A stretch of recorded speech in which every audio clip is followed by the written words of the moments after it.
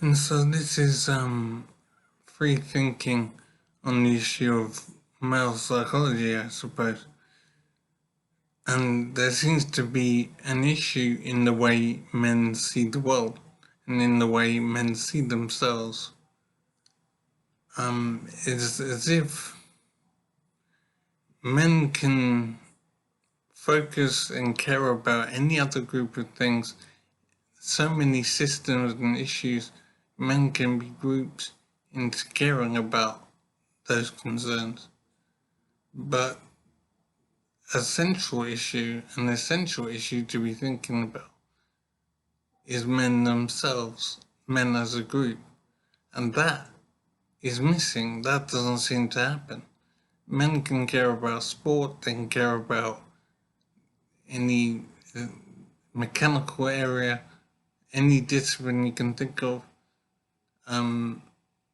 any philosophical area, and men can care about women very much, but men can't seem to care about themselves. There doesn't seem to be a way to get men to focus on themselves. And I'm wondering something. I'm wondering if it's necessary for men not to think of themselves, to not regard themselves as important as a group.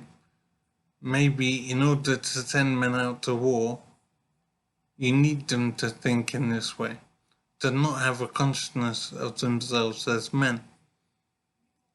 Maybe if you need men to do hard, onerous work, you need to have an attitude within men which is very individualistic and doesn't consider themselves as a group. Maybe it's essential for this, for society to work. I can't say, I just don't know. But what I do know is it is an issue and it is something that's happening. Men simply do not consider themselves as a group. They'll consider themselves in terms of football teams and other areas where they can be grouped. But the focus is on something that's outside of themselves, never on themselves. Women, on the other hand, seem to be very different in this regard, and they can see themselves as a distinct group, and they do focus on their own needs and their own treatment. But men seem to not have this ability. But I think it was Angry Harry who said, when men are focused on something outside of themselves, they're unbeatable.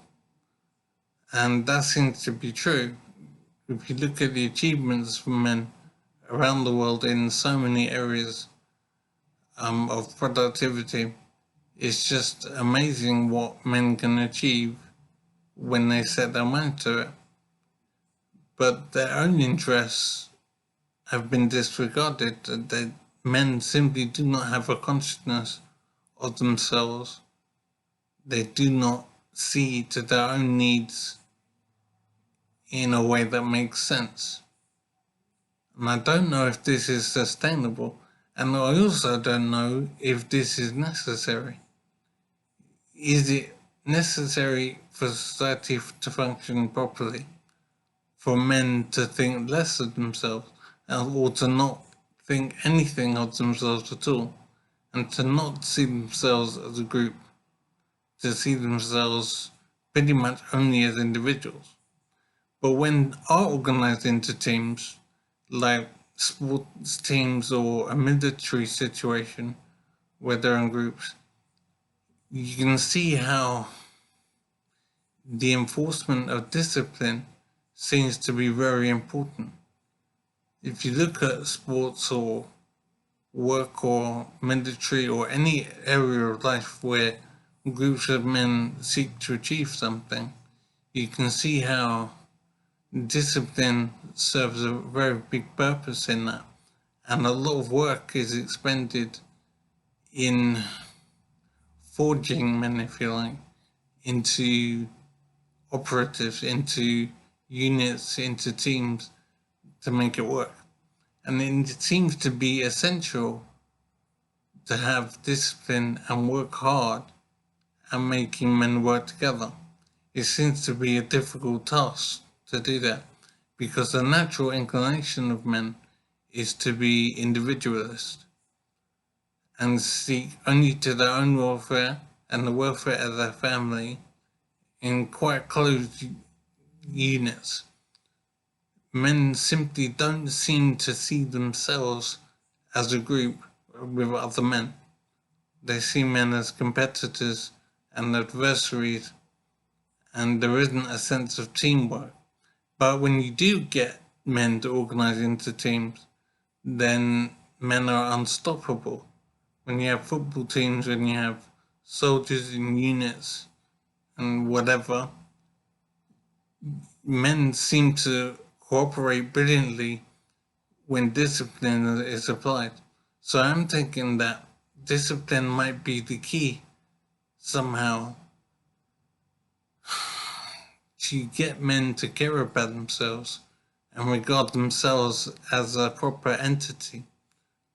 And the entity has needs and requirements that need to be met. And men simply are not doing that at the moment.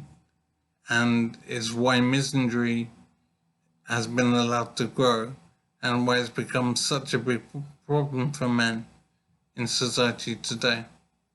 So a question is, can men somehow be disciplined into seeing themselves as a group and realizing that their needs need to be met and recognizing the mistreatment that's happening to men in the form of misandry?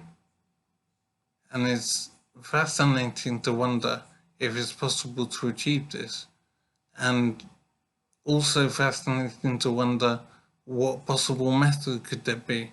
How could discipline be brought into play? Because discipline has shown itself to be so important in any area when you want men to do something.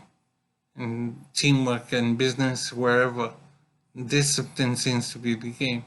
So the question is, how do we apply discipline to the men's movement? The method in doing this is the key to men achieving better treatment in society.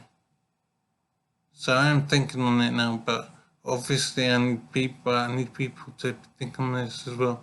I need men to be thinking on how we get men to care about themselves properly and make progress against misandry.